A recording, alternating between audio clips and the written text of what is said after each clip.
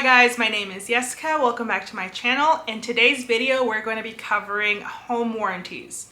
Are they worth it? Well, the answer to that is it depends. So in this video, I'm going to be going over the pros and cons as well as showing you guys 7 claims that I actually submitted throughout this year, and that way you can make an informed decision on whether or not a home warranty will work for you.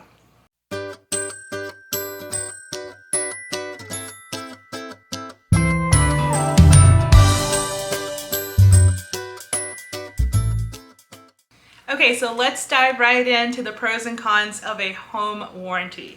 Number 1, no stress in finding a service provider. Whenever you put in a ticket, the home warranty will actually find your service provider. All of their service providers are vetted, so you're guaranteed to get a good one, and it's stress-free because you don't have to go through and read all the reviews to make sure that you pick the right one. Pro number 2, no stress to wonder what the cost is going to be. Since your copay will be a set rate, you don't have to worry about wondering how much you're going to have to pay at the end of the service that you receive. Pro number 3, it is great for rental properties. If you own rental properties, it is a great way to be hands-off, as the home warranty will actually find the service provider and send them out to your rental property, making the interaction between you and your tenant minimal. So that is also a great pro if you are looking to buy a home warranty. And number 4, it keeps costs lower on big ticket items, because honestly, the only reason you should be getting a home warranty is if you're trying to save and not have to pay a whole bunch of money at once for a big item or a big repair. So with your copay, it'll always be the same regardless of the cost of that major repair. Okay, so now we're going to go over the cons. So one of the cons to a home warranty is that it may take a little bit longer. In fact, it may take days to get a provider out to service your property. Because whenever you submit a ticket, you will be sending it to the home warranty and they will be the ones getting in contact with your service provider. It may take a little bit longer to get someone out to your house to make that repair. Okay, con number 2, it may actually be more affordable for you to cover the cost of a repair out of pocket. A good example of this is if you have a toilet that keeps running and you end up finding out that it's the toilet flange, the repair for that or the cost of the replacement is only about $4 at Lowe's, but if you pay for a service provider to come out and do it for you, it may cost your deductible, which may be anywhere between $50 and $80. So in this case, it is better for you to repair it yourself because it will actually cost less. Another con is it doesn't cover everything. So this is where I want to emphasize that you really want to read the details on what your home warranty covers, and we'll go further into that here in a little bit. And then also, you don't get to pick your service providers. Now that's on my pros and my cons list. So we haven't had a bad experience, but there is always a chance that the provider that the home warranty chooses may not be that great. Again, this can be a pro or a con because you don't have to worry about finding a good one, but you may end up getting a bad one. So keep that in mind. Okay, so now let's go over the coverage so that you can get a picture of whether or not getting a home warranty is good for you. I'm going to do this by giving you real life examples of what we have used our home warranty for. We've been living in our home for 2 years, and so far we've submitted 7 claims, and I'm going to go over each claim and whether it was covered or not. Okay, so the very first claim we submitted was for a clogged toilet. It was approved, and all we had to pay was our copay. They sent a plumber out here and repaired it, and it was a quick and easy fix, and we did save on that, as the repair would have costed hundreds, and we only paid our copay, which was $85. The second ticket we put in was for our dryer. It was not spinning during the dry cycle, and so they did send someone out here to replace the belt, and it was approved, and all we had to pay was our copay on that one.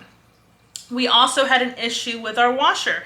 It would not complete the final spin, so our clothes would come out soaking, and that was also approved, and we only had to pay our copay. And again, both of these dryer and washer repairs would have cost hundreds, but we only had to pay our copay of $85.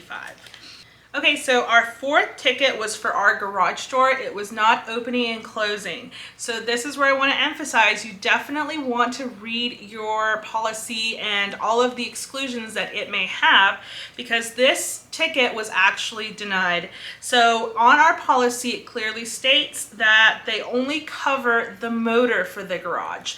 And so in this case, one of our springs had ruptured or broken, and so we ended up having to pay for this out of pocket. However, this was not a known, as they were very clear whenever we had purchased our home warranty that they would only cover the motor. So you definitely want to read and see exactly what coverage you're going to get for whatever appliance that you're trying to get coverage for. Okay, so claim number 5 was our garage fridge. So our garage fridge had a leak in it, and we called and we put in a ticket for it, and it was denied. So it turns out if you have a second fridge, you do have the option to add it to your policy. However, we did not opt into this add-on to our policy, and therefore it was not covered because we had not added on initially. So make sure that you look through all of your options, and if you have a garage fridge and you think you might need coverage for it, to go ahead and add that in up front, because it is considered an add-on that you need to have in order for it to qualify for servicing. So keep that in mind. And then number 6 was one of our biggest tickets, and that was because our AC was not blowing out cold air. We could feel it blowing out air, but it wasn't cold. So this ended up being a huge ticket item, and it was approved. And so we only had to pay the copay, which was $85, and this would have cost us over $4,000. So the repair ended up being a leak in the evaporator coil. It was a 3-day process, but it got resolved, and it saved us a ton of money. So this is where we get into it may be worth it once we start getting into those big ticket items. Okay, and our 7th ticket that we put into our home warranty was for our dishwasher. Now this one was on us.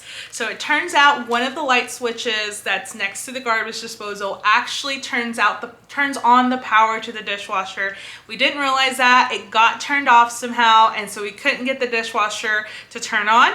We did submit a claim, but we didn't follow through with it. We ended up canceling it after we realized it was as simple as a flick of a light switch. So that was definitely on us. And so in conclusion to the question, is a home warranty worth it? Well, if you tally up the savings versus the cost, for us, it was worth it. Now, is it worth it for you? It just depends on what your needs are. I hope that you guys got some useful information from this video. I hope that you guys stay tuned for my next one.